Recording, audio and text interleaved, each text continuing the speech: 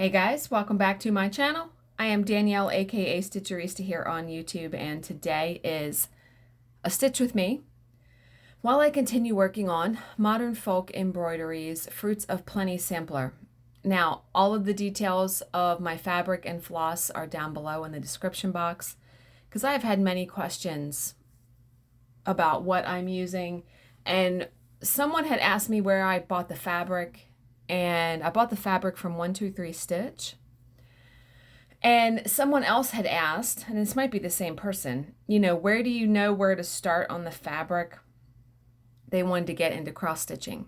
I have a whole set of tutorials on my channel, and there is a playlist linked in the description box. But if that is not detailed enough for you, because I'm not perfect and I'm not the expert on cross stitching, if you go on Google and you search, there are so many people who have done videos on cross stitching, how to do it, how to get started, all of that. So I encourage you to do a search for yourself because, man, a lot of people have done some really great tutorials on YouTube.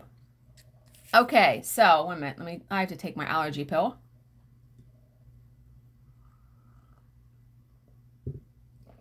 And I sense this is going to be a high volume coffee day. So we're going to have a long chat before I get to the true crime story today because the weekend. So we have the arbitration this week, Wednesday, Thursday, Friday. And I'm really hoping to be off on, Monday, Tuesday, Wednesday. I'm really hoping to be off on Thursday and Friday. Friday and Saturday, Bill has a fishing tournament, so he'll be gone. And, we have quite the week around here. Tomorrow, Bill has a shed.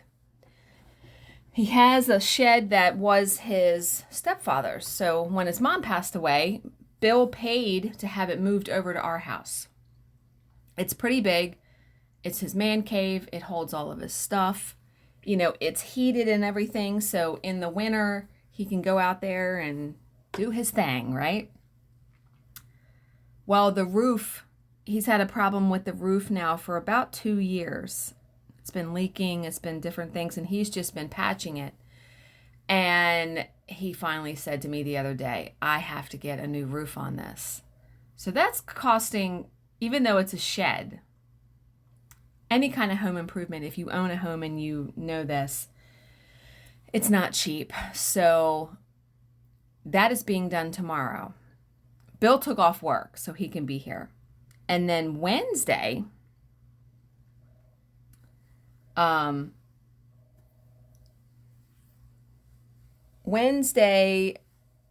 BG&E,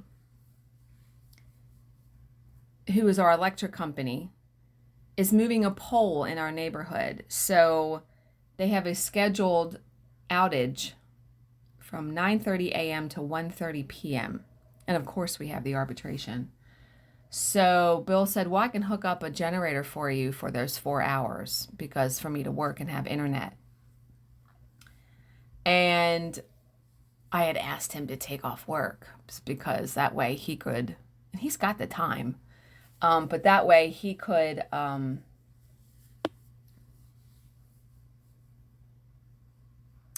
finagle working the generator, filling it, starting it, because that stuff gives me anxiety trying to do that kind of stuff, and I won't have to fool with it.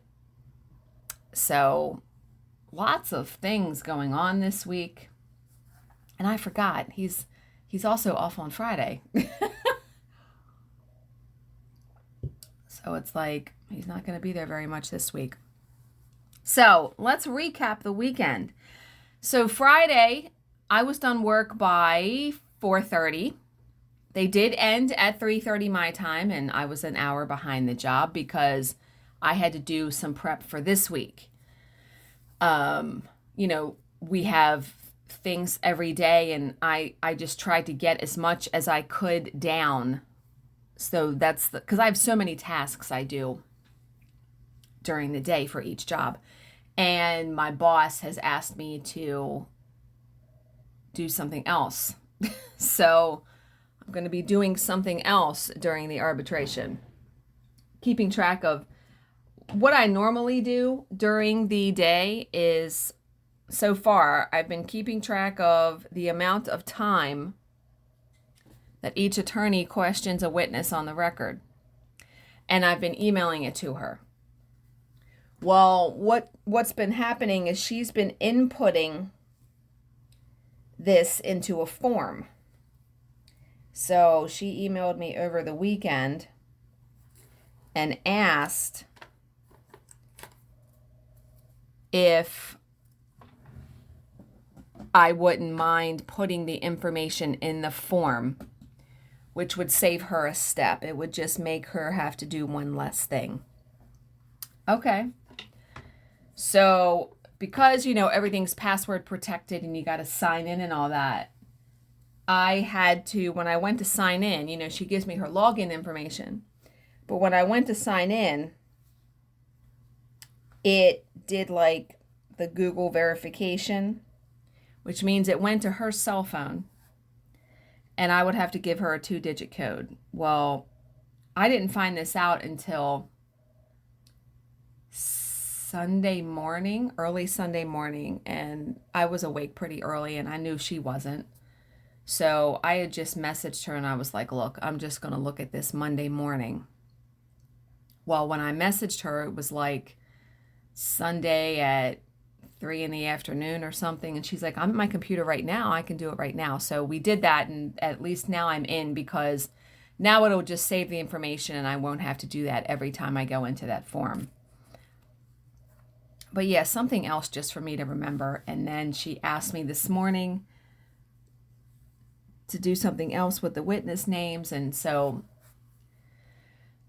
we're still trying to find our way with this. We still have a long way to go in this arbitration, but I'm still having an issue with the proofreaders.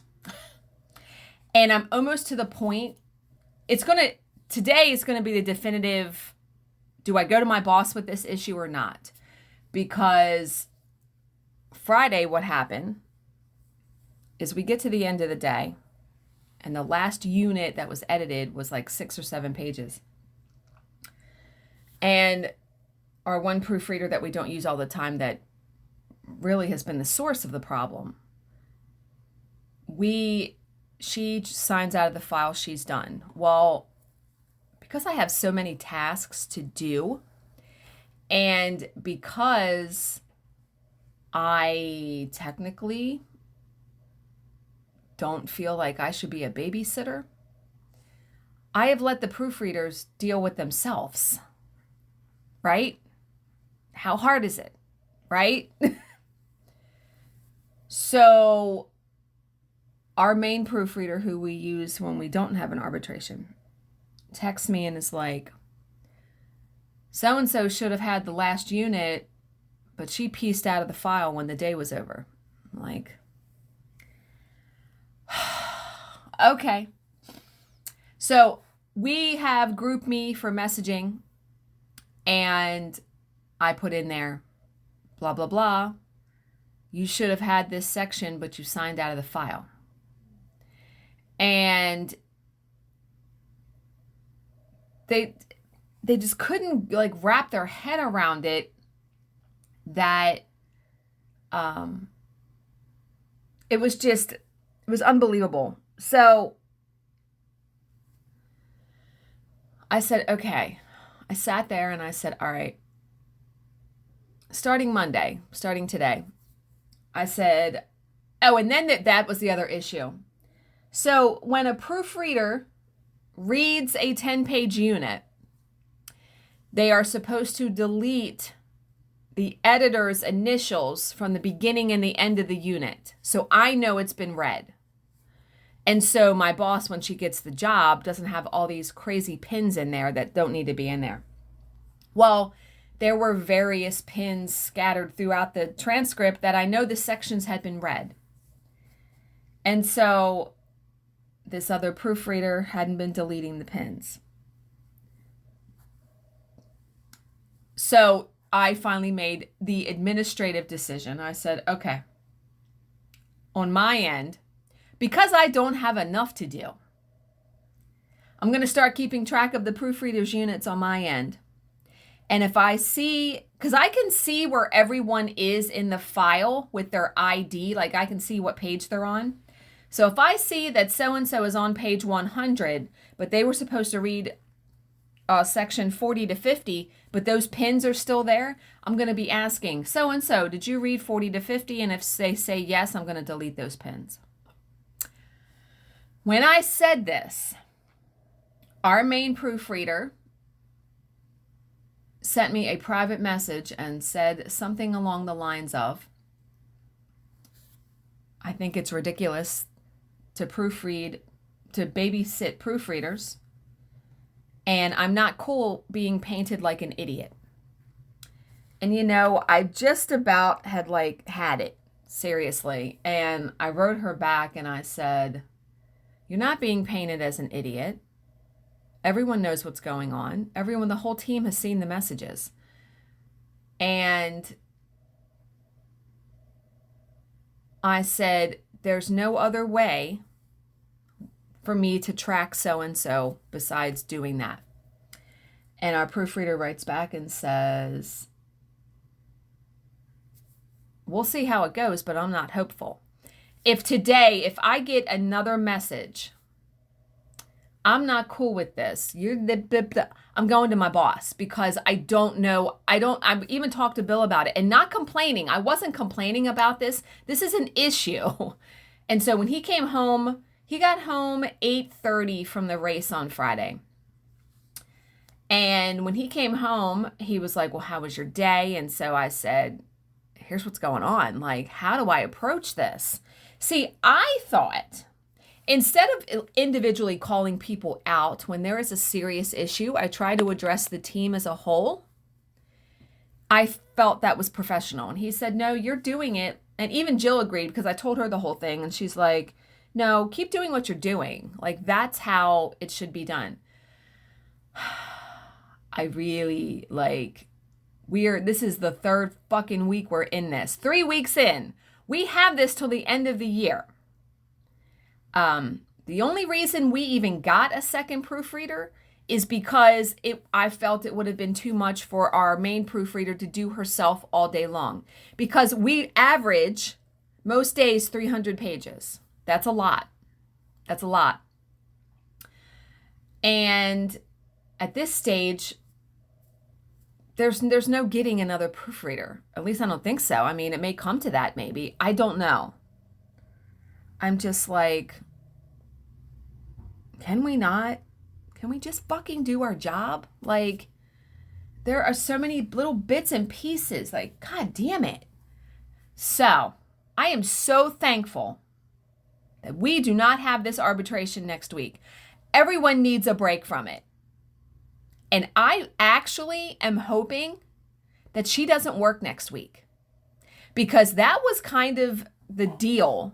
Not the deal, but it's what she said to me, is she's like, when we have off from this, I'm probably not going to work because I'm going to need the rest. We're all going to need it, because I'm of the opinion, you know what? I need a week where I don't talk to these people. Can we not, I can survive because we're making a bit more money with this. I can survive a week with no pay, because when I don't work, I don't get paid. So next week I wouldn't get a paycheck. I'm already off Thursday and Friday because of the retreat. So already doing that. So even if I worked, it's only going to be Monday, Tuesday, Wednesday. So we're going to see. But holy hell. So now, it's like fucking foreshadowing or something. When I ordered those steno books from Amazon, because I have one for exhibits, one for time on the record, one for the scoping units and what units am I taking so I can invoice properly. A fourth book came in that set, and I was like, oh, I'll just use that for something else. Well, now I'm fucking using it for proofreaders. So I'm literally going to have 4 small books in front of me every single day that I have to. Yeah. Like I said, though, luckily I can count on the fact that they have been ending at 6:30 my time every day. So, I mean, when they don't say, "Oh, we're ending at such and such time." And today they are going to be reading portions of a witness's deposition to the record, so that should be fun. We will see how that goes. Okay. So the sampler that I'm working on, someone suggested or said that I would probably be upset if I did not take that with me to the retreat as well. And they're probably right. So I'm going to take it, which means I'm going to be not using the small laptop bag. I'll be using my big Vera Bradley bag because I might want to work on it.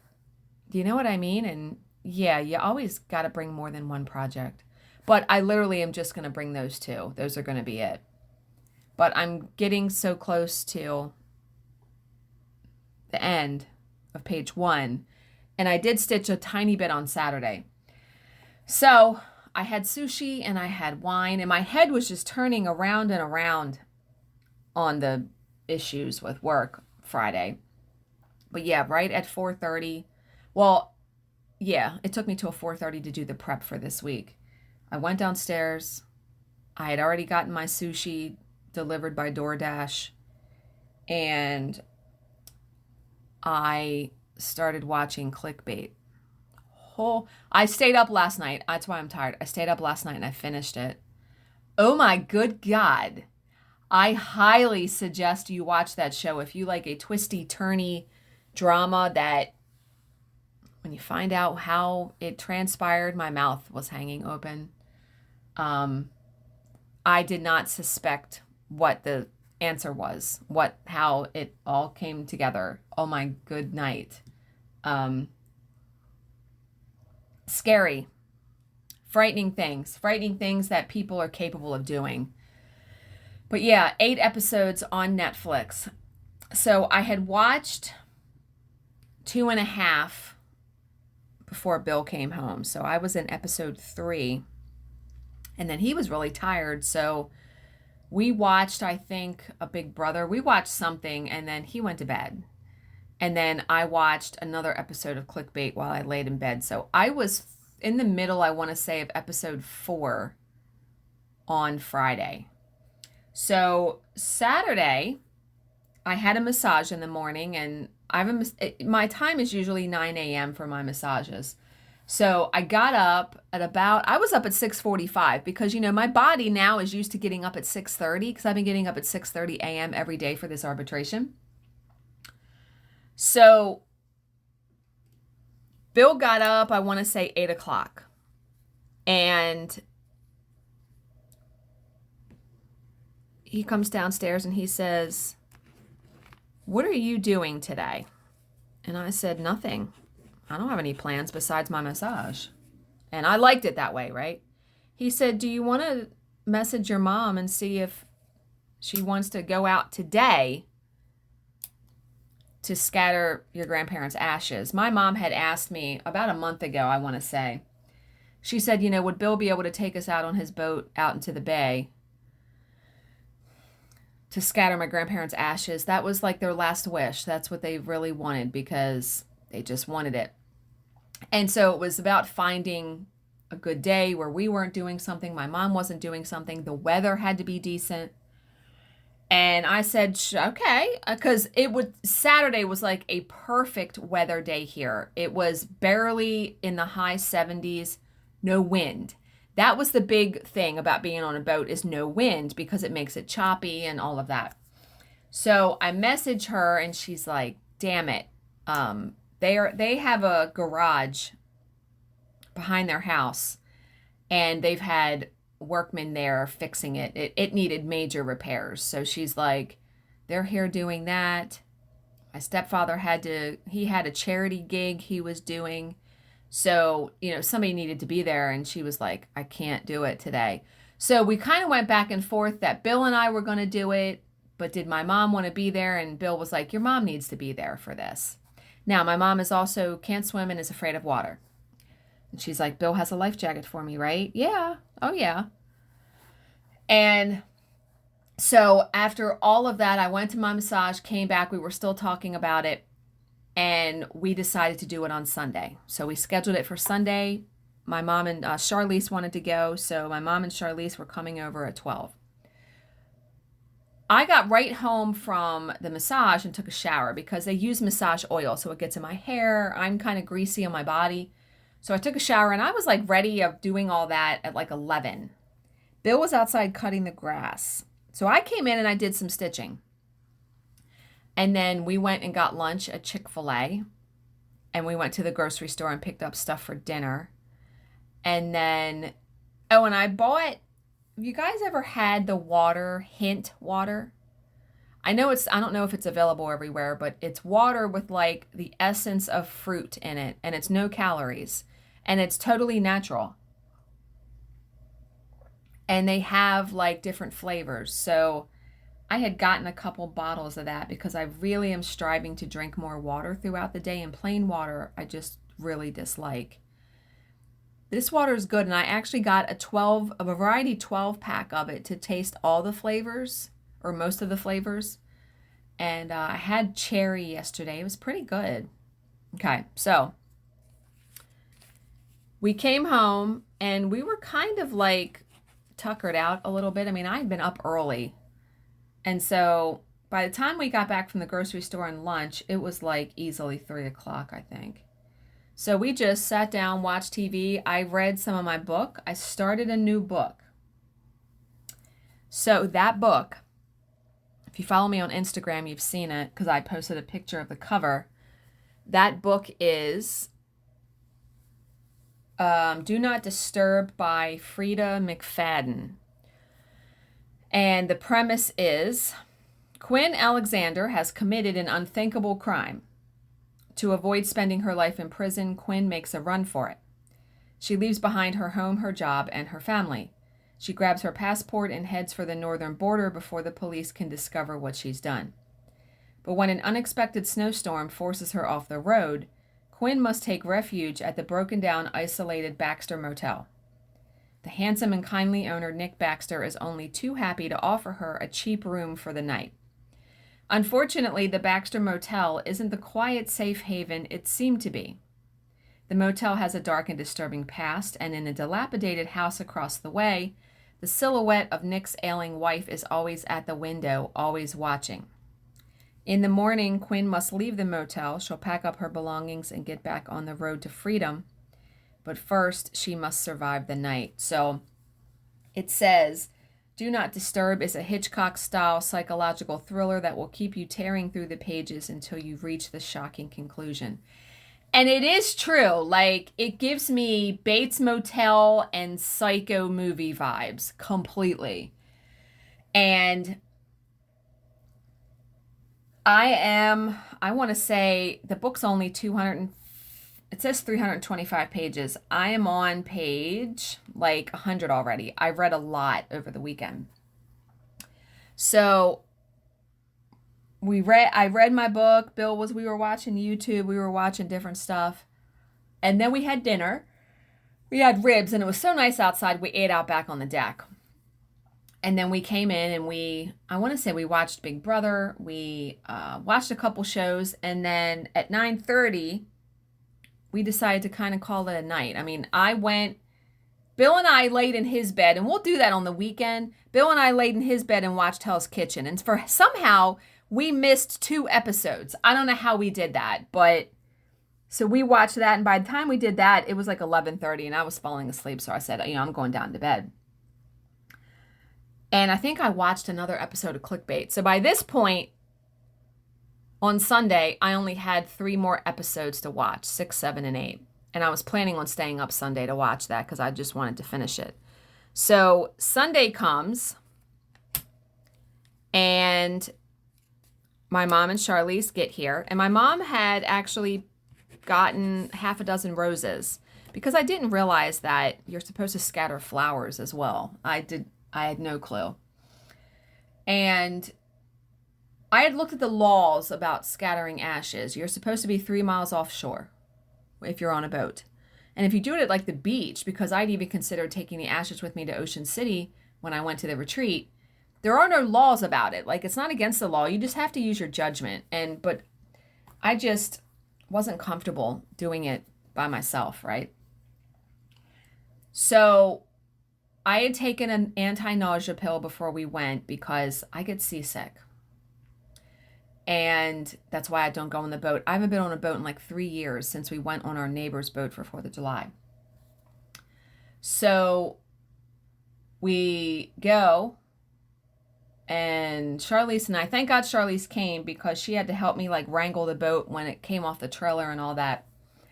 So it went well. We actually were out there for like 2 hours. We went for a little bit of a boat ride in the creek, 6 miles an hour, just to take the boat out. And but where we scattered my grandparents' ashes was very choppy and rough, and I started to feel sick. So and my mom was kind of panicking a tiny bit because it was rough where we were. So luckily, once we scattered their ashes in the water, we turned right around and went back into the calmer water.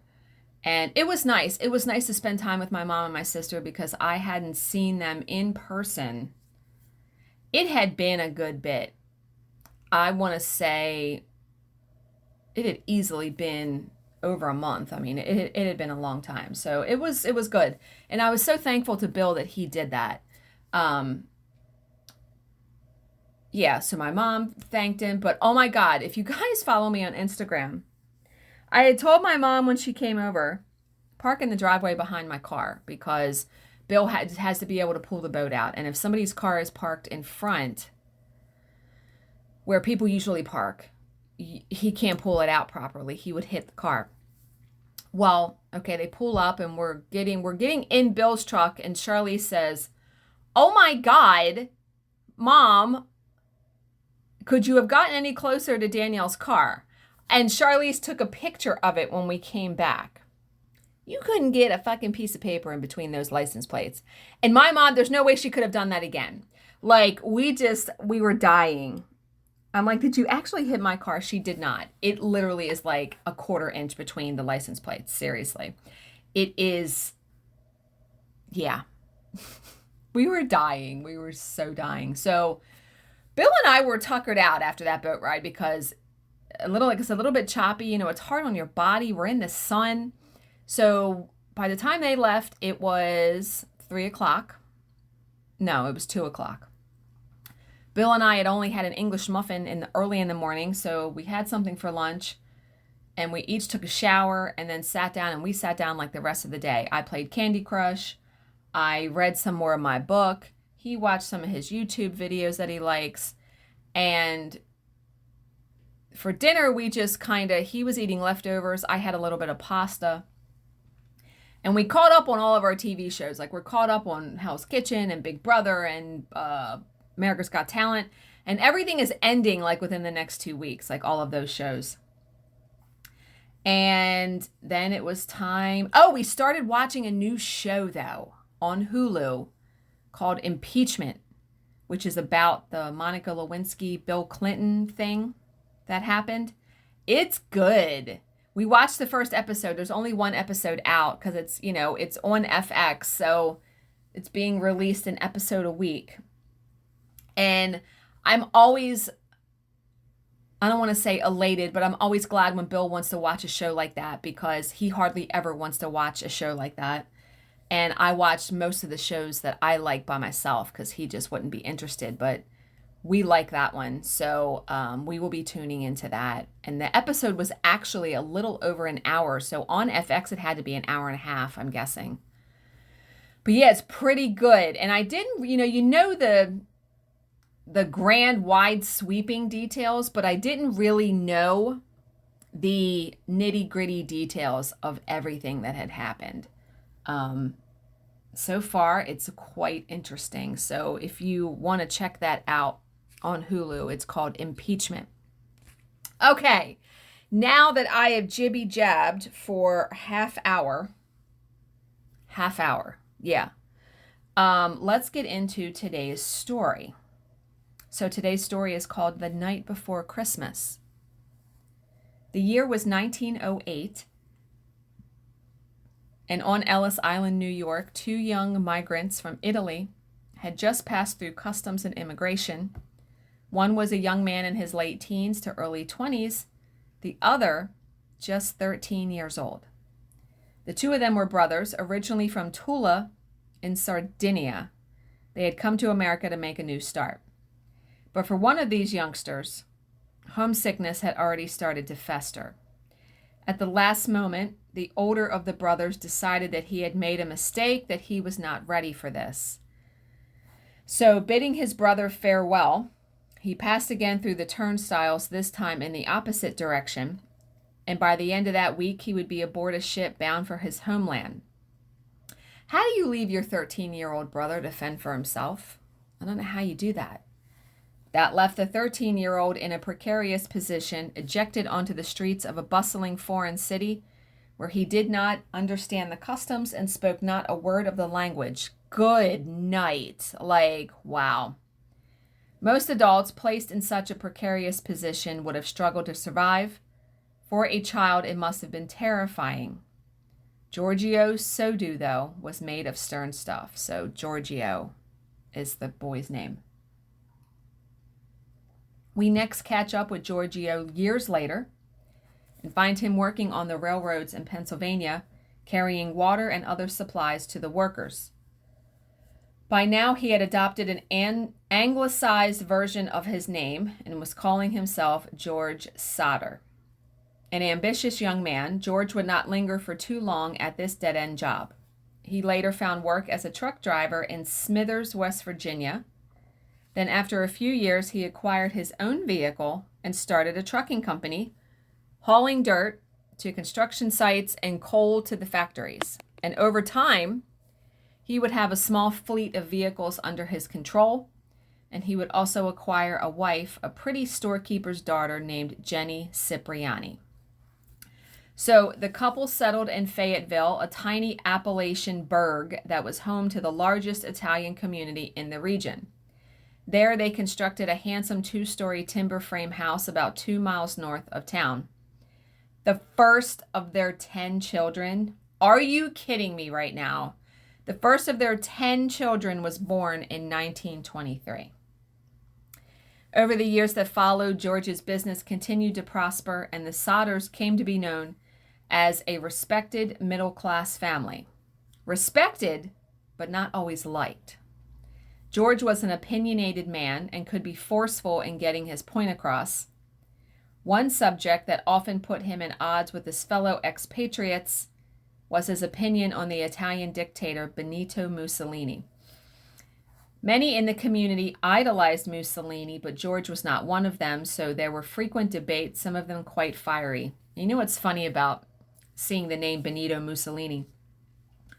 When I was in middle school, in our English class, we had to get in groups and do a presentation. It was like country themed. So ours was Italy. And we had to do like a poster board, and one of my team group members made like baklava or made some kind of Italian dish. And we had to do this presentation to the class. And whoever's presentation was the best went like on the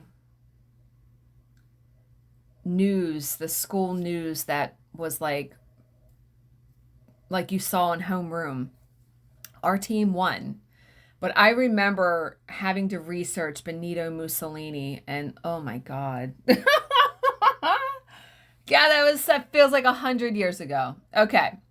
So in 1943, with the world in the midst of a global conflict, Jenny gave birth to her last child, Sylvia. 9 of the 10 children still lived at home at this time. The second oldest, Joe, had joined the U.S. Army and was in training, expecting to be shipped to Europe. World War II had started to turn in favor of the Allies by now. In April 1945, Mussolini was deposed and executed, His body later dragged through the streets of Milan. Good God, I don't remember that. The undisguised glee with which George greeted these events only served to alienate him further from his fellow Italians. In October 1945, an insurance salesman arrived at the house hoping to sell George a life policy. When George refused, the salesman warned him that his house would go up in smoke and that his children would be destroyed. This was all because of his dirty remarks about Mussolini, the salesman said. George kicked him off the property, and he would soon have cause to recall the threat. Oh, boy. Okay. So it was the night before Christmas, and all through the house, not a creature was stirring, not even a mouse, right? So that is the old rhyme in the book, 'twas the night before Christmas. But on the Christmas Eve of 1945, something definitely was stirring. The eldest daughter, Marion, had brought gifts for her younger sisters, Martha 12, Jenny 8, and Betty 5. The girls were so excited with their new toys that they'd asked if they could stay up beyond their usual bedtime. Jenny said yes, but by 10 o'clock she was so exhausted that she retired to bed, taking 2-year-old Sylvia with her. Before she went up, she instructed her sons, 14-year-old Maurice and 9-year-old Louis, to bring the cows into the barn and to feed the chickens before they went to bed. George and the 2 oldest boys, John 23 and George Jr. 16, had already retired, exhausted from their day's work. Wow, that had to be quite the busy household, right? So after laying little Sylvia... Wait a minute. Wow, this is a long story. I was just paging ahead to see. After laying little Sylvia down in her crib, Jenny hit the hay herself and was soon asleep. She was awakened at around 12:30 by the telephone. This turned out to be a wrong number, some tipsy woman asking to speak to a man Jenny didn't know. Now awake, Jenny noticed that the lights were on downstairs, and so she went down to turn them off, and she found Marianne asleep on the couch and the younger girls nowhere to be seen. Presumably they had gone up to bed in the attic room they all shared. Yeah, I was guessing these kids probably, they don't have a 10-bedroom house. Having closed the drapes and turned out the lights, Jenny returned to bed. But just half an hour later, Jenny was awakened again, this time by the sound of some object landing on the roof and then rolling down it. Oh boy. When no further sound came, she dozed again, waking some 30 minutes later to the smell of smoke. Jenny immediately shook her husband awake and then rolled out of bed to gather up the baby Sylvia from her crib. George then went to wake his sons. The smell of smoke was strong now. George's study was on fire, and the staircase leading up to the attic was ablaze. Parents and siblings called out frantically to the younger children but got no response. Then, overcome with coughing from the smoke, they exited the building. Oh my God, so they didn't get all the kids out yet. Once outside, efforts immediately turned to rescuing the younger children. George, barefoot and still in his night clothes, scaled the wall and smashed an attic window, sustaining serious cuts to his arm in the process. He then shouted out to his sons to bring the ladder, and this was usually left leaning against the house, but on this night it was inexplicably missing. Desperate George ran towards 2 trucks that were parked on the property. His plan was to pull one of the vehicles alongside the building and to gain access to the upper floors that way. Earlier in the day, both trucks had been fully functional, and now, though, neither of them would start. Jesus, oh my God! His last hope extinguished, George could only look on in horror as fire consumed the house with his children still trapped inside. I can't imagine, as a parent, what that felt like. I can't imagine it. While all of this was going on, desperate efforts were underway to alert the local fire department, and these would be thwarted at every turn. What? Since their phone wasn't working, Marion ran to a neighbor's house and called from there. However, all efforts failed to raise a response from the operator. Why? Meanwhile, a passing motorist had seen the flames and driven into town to use the payphone at a local tavern, and he found it out of order. And when he eventually did locate a phone, he found the operator similarly engaged. That's so weird. Valuable minutes had been lost by the time that Fire Chief F.J. Morris was eventually alerted, and even then the response was less than stellar. The Fayetteville Fire Department operated under an odd system where the first firefighter who was contacted had to phone the next on the list, who then had to call the next, and so on. As a result, the town's fire truck rolled up at around 8 a.m., by which time the house had been gutted by flames and had partially collapsed. I mean, hours later? What? The firefighters could do little but walk a grid through the ruins looking for bodies, and it was here that the fire took a major detour into unexplained territory. So, George and Jenny had been convinced that they had lost 5 of their children in the house fire. However, when the firefighters, one of who was Jenny's brother, sifted through the ruins, they found no trace of them, not a lock of hair, not a swatch of flesh, not a single charred bone. So perplexed by this, the chief instructed George to leave the site undisturbed pending an investigation by the state fire marshal's office. Remember, though, this is 1923, okay? Initially, George agreed to this, but after 4 days, he and Jenny could no longer bear the sight of their ruined home. George brought in a bulldozer and buried the entire plot under 5 feet of dirt. Oh boy. The following day, the local coroner ruled that the fire was an accident caused by faulty wiring.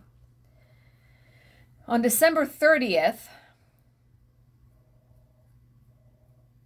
the coroner issued death certificates for the 5 children, recording the cause as asphyxiation or fire. A funeral service was held on January 2nd, 1946. Oh, this is 1946 now. Which the older children attended, but George and Jenny did not. It is easy to understand their absence. The loss of their children had devastated them, leaving them almost too grief-stricken to function. I can't imagine not coming to the funeral of your 5 children, though. Seriously. And yet, this was no ordinary incidence of loss, okay? The failure of the authorities to locate any trace of human remains presented hope. Perhaps the children hadn't died in the fire at all. Perhaps they were still alive and were being held somewhere. Perhaps George would soon receive a ransom demand. With this faint glimmer of hope sustaining them, the Sodders began to question the official findings on the fire. The blaze was supposed to have been started by an electrical fault. Why then had Christmas tree lights continued to glow while the house was burning? And how had the fault occurred in the first place? George only recently had the entire property rewired to the highest standards. Perplexing. No, the more George thought about it, the more he became convinced that this fire had been deliberately set. What was that thump on the roof that Jenny had heard, and why had the ladder been moved? The ladder was found later at the bottom of an embankment some 75 feet from the house. He wouldn't have done that. Why had both of his trucks failed to start? Then a telephone repairman told him that his phone line had not been burned through in the fire but had been cut. And that's what finally convinced George that somebody had done this deliberately. Yes, someone had deliberately started the fire and had used the resultant chaos to spirit his children away into the night. What? Can you imagine? Okay, so this fire starts and someone kidnaps his children under their nose. I mean, they were right there. George was not alone in his distrust. Jenny, too, had doubts about the official version of events. How was it that many of the family's household appliances had been found, charred but still recognizable, when her children's bones had apparently been vaporized? Hoping to prove that this was impossible, Jenny conducted her own experiments, burning piles of animal bones. In every instance, she was unable to completely destroy them. She then consulted a crematorium worker who told her that it takes a fire burning at 2,000 degrees Fahrenheit for 2 hours to break down a human body, and that a house fire can never reach those temperatures. As winter turned to spring, Jenny planted flowers in the ruins of the house, creating a memorial garden to her lost children, and she would tend that garden for the rest of her life. In the meantime, reports had begun to trickle in, reports that the children might still be alive. One witness claimed that she had seen the children in a passing car on the night that the house burned. Another claimed to have seen them at a rest stop the next morning, eating breakfast in the company of an Italian-looking man and woman, and the group eventually drove away in a car with Florida plates. George apparently placed great faith in these sightings. In fact, he was known to investigate many of them himself. After seeing a picture of a group of young ballerinas in a magazine, he became convinced that one of them was his daughter, Betty. Oh boy. He then traveled to New York, visited the girl's school, and demanded to speak to her. He had to be forcibly removed from the premises. But even that did not discourage George. By 1949, he contacted the FBI asking the agency to investigate, and the response he received was from Director J. Edgar Hoover himself. Hoover sympathized with George's plight, but said that the Bureau could not get involved unless the local authorities requested their assistance. The Fayetteville police and fire departments, who considered the matter closed, declined to do so. Still undeterred, George next contacted Washington, D.C. pathologist Oscar Hunter. Intrigued by the case, Hunter agreed to supervise a new search, looking for human remains on the site of the destroyed house. And that search was successful, unearthing several vertebrae. However, the bones were determined to be from an individual aged between 17 and 22 years, and they were also untouched by fire. No one knew how they had got there, but George had probably unearthed them while bulldozing the site. Oh my good God! In any case, they were not from the Sodder children. No other remains were found. This investigation, though, would not be in vain. It would finally garner the attention that George had hoped for. With the story now making front-page news across the country, with the case the subject of 2 hearings in the West Virginia legislature, it seemed that officialdom was coming to the fore at last. However, the state police declined to take things further, and a subsequent FBI inquiry was dropped after 2 years, citing lack of any worthwhile leads. Yet, if we have learned anything about George throughout this telling, it is that he was a man of unparalleled determination. With official interest in the case at a dead end, George took up the baton himself, offering a $5,000 reward for information. This equates to around $50,000 in today's money, and soon he would double it. Ooh. And George didn't stop there. His next move was to put up a billboard on the site of his destroyed house, and this would remain in place until 1989, becoming a landmark on U.S. Route 19. It featured pictures of the missing children and reiterated the reward. Multiple leads were generated by the billboard, many of which George followed up in person. Have you guys ever seen the movie? It had Frances McDormand in it. I saw it. It's been a couple years.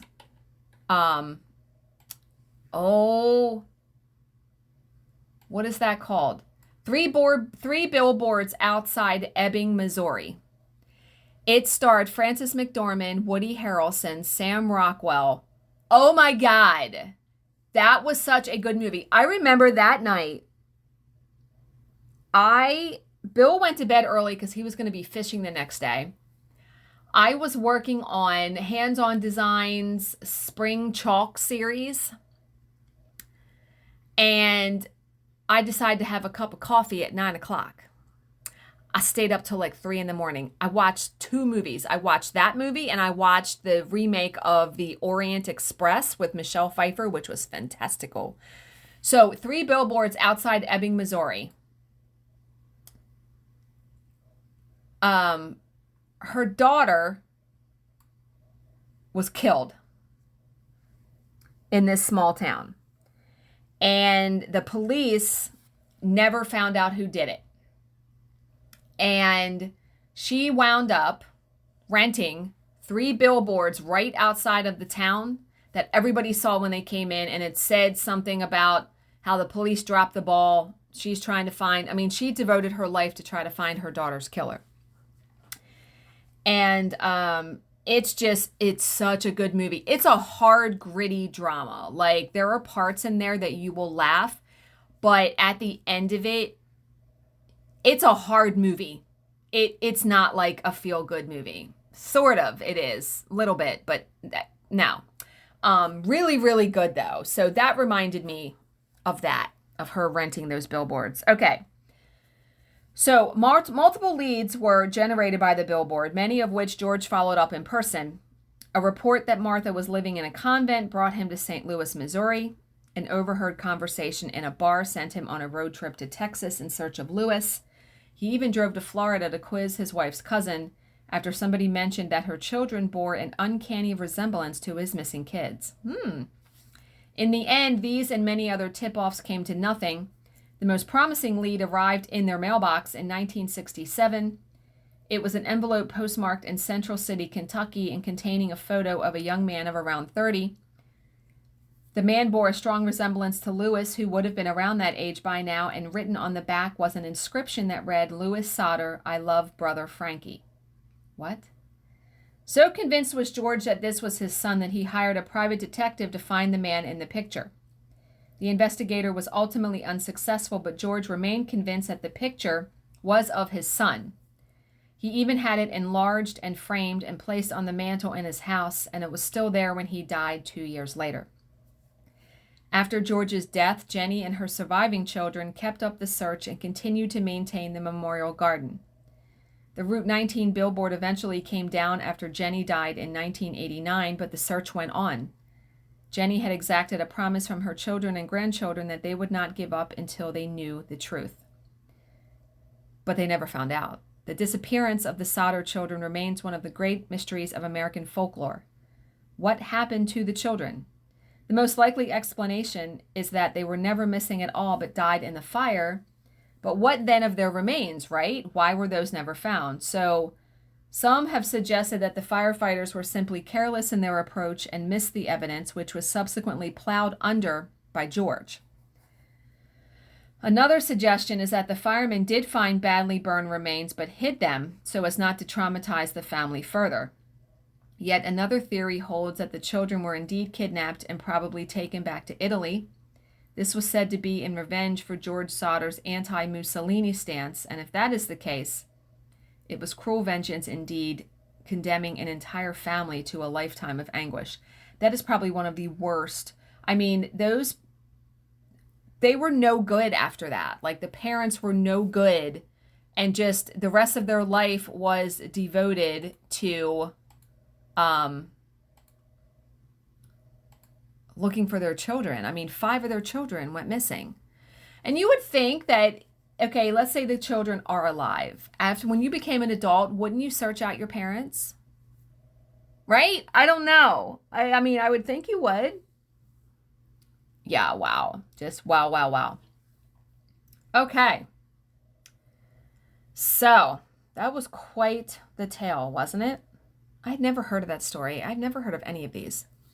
But 2 other little things I wanted to talk to you about. So, sitting all day at my desk, I decided to get like a little footstool to prop my feet up for circulation purposes. So I got this it's like memory foam a little bit. I really like it. I'm using it right now. It feels pretty good on my feet.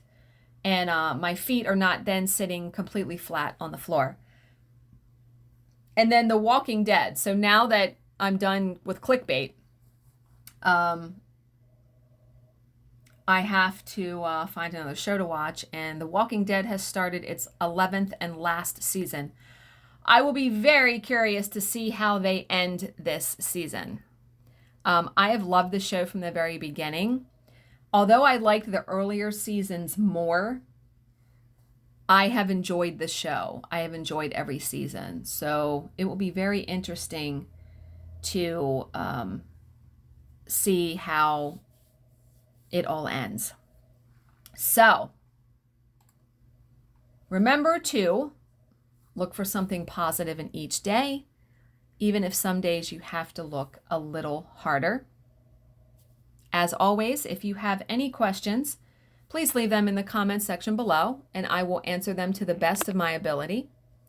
Thank you so much for watching and subscribing, and I will see you in my next video. Bye, guys.